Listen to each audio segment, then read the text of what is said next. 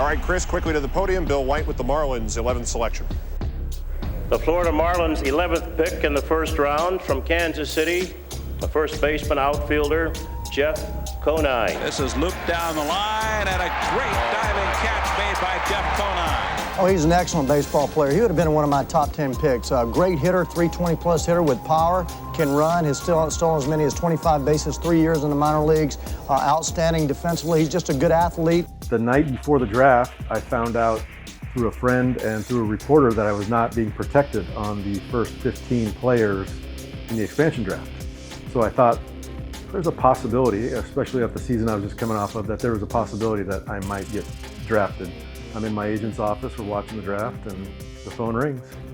And Dave Dombrowski told me that I'd just been selected by the Florida Marlins to play baseball in Miami. And as you mentioned, a big, strong fella with power. Yep, that's exactly it. So finally what we're seeing now is going a little bit to the power source. It was just a rush of emotion, right? I knew I'm going to a new organization with no friends, a market I've never been in. I'm leaving an organization that treated me well behind, but I also knew it was a fantastic opportunity for me in my career. But we're all starting from scratch. And that was something really cool, to be on the ground floor of a franchise, of an organization in a market that's never had baseball before professionally or at the major league level. I mean, we all took to it right away. Joe Robbie Stadium, resplendent this afternoon. A sellout crowd of 44,000 will be watching history with you. You know, that first pitch on opening day with 42,000 in the stands, Charlie Huff throws that first knuckleball and the place goes crazy. And the first pitch from Charlie Huff. Strike from the inside corner. We drew over 3 million fans that first year in South Florida, so it was a very, very exciting time. Ladies and gentlemen, please welcome the 1995 National League All-Stars. Being named an All-Star was my third full season. Was such an honor. You walk into that locker room and see those jerseys hanging there, and personally, I'm not worthy, you know. You see Ozzie Smith and Fred McGriff and Tony Gwynn and on. It's like, wow, you know, I'm part of this club right now, which is surreal. From the Florida Marlins, outfielder Jeff Conine. I wasn't starting, but Felipe Alou said that everybody's going to get into the game at some point, and so I'm going to lead off the 8th inning. I was going to pinch in for Ron Gant, so they brought a reliever in, Steve Ontiveros from Oakland, and I knew nothing about him, obviously. And so Matt Williams was on the team, and I'm asking him because they played the base series. I said, "What's he got, man? Give me a scouting report." And he goes, "He likes to throw his cutter, throws a lot of cutters." I'm like, all right, I guess that's all I need. I get up there and I'm taking the first pitch all the way just to kind of see what he looks like. And sure enough, he throws me a cutter for a ball. And I'm like, no, you know what? If he grooves one, man, I got to be ready. I'm not taking this next one. Steve Ontiveros of the A's is the new pitcher, and Jeff Conine of the Florida Marlins has just made it 3-2. And sure enough, he threw one right down the middle, and I reacted to it, hit a home run. You know, at that point, you just floating around the bases. It was such joy. I'm representing my team and my city in the biggest stage. I looked at the scoreboard and I realized we'd only had 3 hits. All 3 were solo home runs. I guess there's a possibility I might get the MVP if we win this thing, you know? 1995 Most Valuable Player, Jeff Conine of the Florida Marlins. I had 2 gentlemen come to my locker when I was in the clubhouse and confiscate my bat because they were from the Baseball Hall of Fame, and they said, "We'd like to put this in Cooperstown." And I'm like, all right. I think one of the coolest things ever, we came back and they presented me with the ball, the actual ball, because they retrieved it from the stand. And there was a family up there that I think the little boy caught it. And the Marlins came to them and said, "Hey, we'd love to bring you to Miami and give you tickets to a game and do all these things for you." And they said, "No, we're good. We just want Jeff to have the ball." And they just gave it over to me, and that was quite a gesture. Obviously, a lot of changes were made in the offseason to acquire players. Bobby Bonilla, Moises Alou, we had Gary Sheffield. We got a new manager, Jim Leland. I think when everyone got to spring training in Melbourne, right away we knew we had something special. I don't know, there was just an attitude about us that we felt that we were the best team out there, and it showed. That just kicked it off. We just started with that kind of confidence going into the season, knowing that we could beat anybody.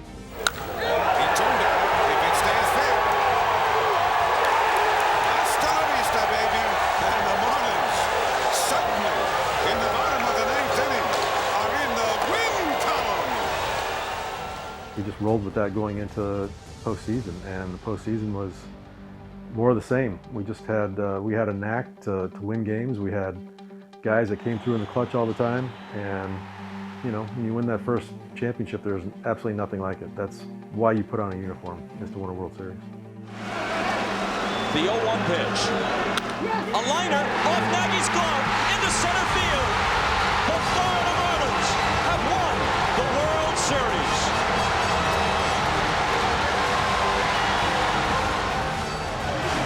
The men in teal are for real.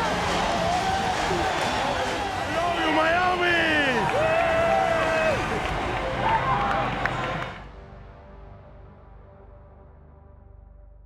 I was in Seattle. The trade deadline was that night at midnight. And we were going to the airport after a day game in Seattle. And I'm on the bus about ready to get out and go through security to get on the plane. And our general manager walks on our bus. And he never does that.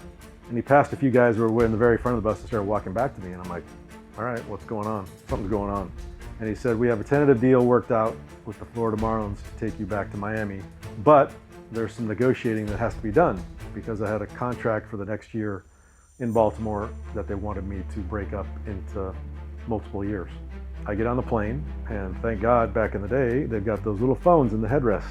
And I put my credit card in there, and I dialed my wife, and the negotiating began. And she got a hold of my agent, and then she was talking to the Marlins, and my agent was talking to the Marlins, and I would call back every 30 minutes or so to get an update on what the deal was. And I remember at the very last, I'm on the phone with Larry Beinfest, our president of baseball operations, and it was 11:58, and the trade deadline is at midnight. And he goes, Jeff, I gotta know right now. If this doesn't get done right now, this doesn't go through, and you're not gonna be on the postseason roster. I said, let's do it. Cedeno swings, fly ball, center field, Juan Pierre back. He is under it, he has it, and there it is. The Marlins pour out onto the field, and on this night of nights, September 26th on a Friday night, the Marlins have clinched the 2003 National League wild card. I've never had so much fun on a baseball field than I did with that 2003 team. We just had a blast every single day. Swing and a line drive, base hit right field. Here comes Gonzalez with the tying run. Here comes Pierre to the plate with the winning run. Dives in safely, and it's over. The Marlins have won it. Pudge Rodriguez. A two-run single to right field, and in the bottom of the 11th inning. The 2 outs, and Hammond steps in, 1 out of 3 with a walk today. 2 outs, top of the 9th inning. JT Snows at second base. I think it's Reggie Hammond at the plate. As an outfielder, you're like, hard ground ball to me, I got to try to throw that guy out, or I'm diving anywhere to end this game. So I kind of hesitated a little bit to go back, and then I realized he hit off the end of the bat. So I'm sprinting in. It seemed like I was sprinting forever. And it's amazing what was going through my head. I was thinking, all right, do I want to catch this ball? I got to catch this ball. Should I dive for it? If I dive for it, then it might get past me, and that guy's going to get to second base, and that guy's going to score, and the tying run's going to go to second base, and that's the go-ahead run. So I gotta keep this ball in front of me, and I mean, all these things going through my head. So the ball comes down, and it was actually a really tough hop, and I kind of went off to the side. I'm like, I'm just going to make a throw, you know, because that's what I'm supposed to do. I didn't think there was any chance we're going to get the runner because of all this time in my mind that had gone by. And I get to about right here, and I see where he is. And I'm like... Out into left field, breaking in Conine. Here's the throw to the plate. Pudge is waiting. And it literally just seemed like everything went in slow motion. I saw the ball skip, and I saw Pudge grab it, and then get in the lane, and then JT so... He goes back, and then, you know, that famous, he holds the ball up like this, and then Oogie tackles him, and then it's pandemonium. He tags him, gets knocked over, holds on, and the Marlins win the game. What a play to end it, and it's the Marlins who have beaten the Giants 7-6, and they're headed to the National League Championship Series. Our mindset was, and Jack, it kind of pounded into our mind, we're down 3-1, but we got one game at a time.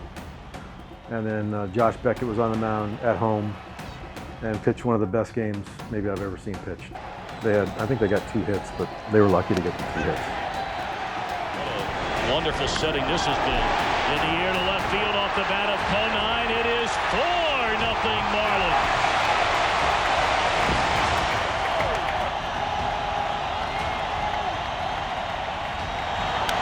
Tapper to short. Cub fans have waited 58 years to get to the World Series. Josh Beckett denies the Cubs a chance to win it here in South Florida with just simply an electrifying Game 5 performance.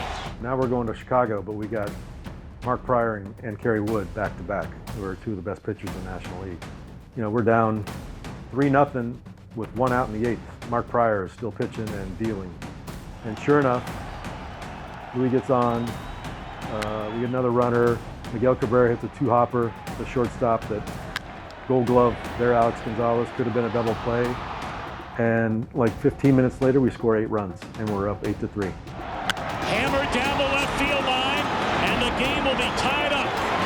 Scoring is Castillo, scoring is Rodriguez. It's a 3-3 game. In the air, right field. The throw will come to the plate, and the Marlins have taken a 4-3 lead on a sac fly RBI off the bat of Jeff Conine. That ball hammered into left center field. 3 runs are going to score on a double by Mordecai. A 7-run Florida 8th inning. And we are going to a 7th game in this National League Championship Series in stunning fashion. We absolutely sucked the life out of Wrigley Field. Those people were absolutely devastated by that loss. And I knew going into the Game 7, we had the momentum going. In the air, left field. And the Florida Marlins have come back from 3 games to 1 down to win the National League pennant. The Florida Marlins, for the 2nd time, are going to the World Series. What an amazing story. But like I said, it was that attitude of going in as an underdog every single time, and nobody really took us seriously. Even we get to the line in the World Series at Yankee Stadium, and we're being announced, and I couldn't believe how subdued the crowd was, even for the Yankees, you know, because they just played the Red Sox. They had this massive series with the Red Sox, and now the lowly Marlins are coming in. This is going to be a quick 4 and out, you know, and we shocked them all.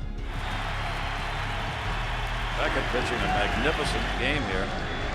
Trying to wrap it up. 1-1 delivery on the way. Slow chopper. Beckett may make the final play. Tags him out. The Marlins win. The Florida Marlins. The fish who swam upstream are the world champions.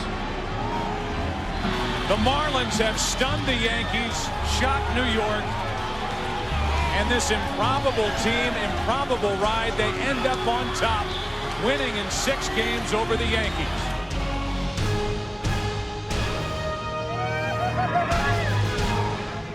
Oh yeah, baby!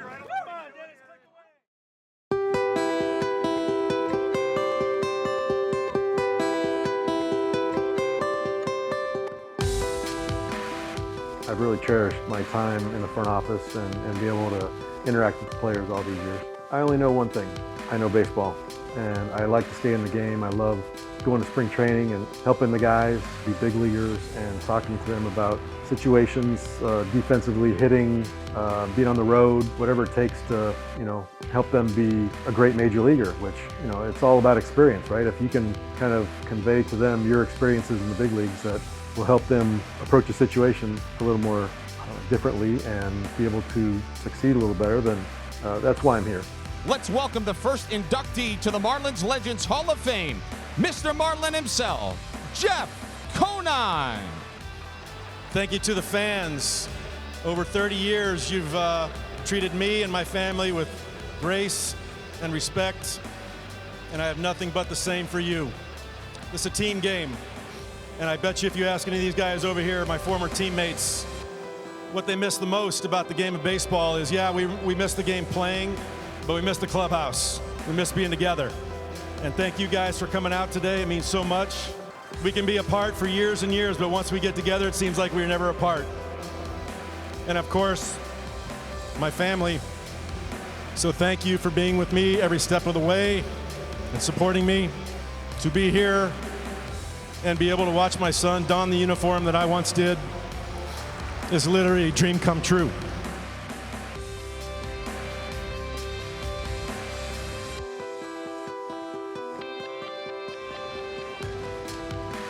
One-two, that's in the air to left center field. It's got a little giddy up on it. Sawinski back, looking up, gone!